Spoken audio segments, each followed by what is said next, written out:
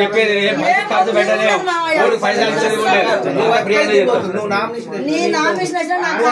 చెప్పేదా ఓట్లకు పైసలు కూడా అవసరం లేదు. ఎందుకు బదిలాడతానో అర్థం చేసుకో. నీ కొడుకు కొరకే కొడుకు నెల నుంచి బదిలాడతాను. నీ కొడుకు బదిలాడింది వేరు. నువ్వు తినకున్నా తిన్నా ఇప్పుడైతే నువ్వు చేతులు పట్టుకున్నావు. ఎక్కువ మేము చేస్తాం కానీ నువ్వు అంటేనే ఇగో నువ్వు ఓకే ఆమె చెప్పాలి.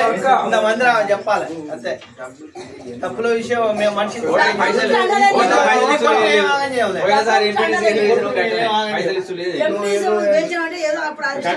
అన్ని గట్టిగా ఉంటాయి. ఇప్పుడు కూడా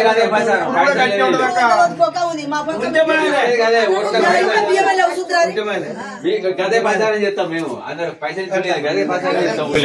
మరి మీకేం లేకపోతే మేము ఉన్నామమ్మా.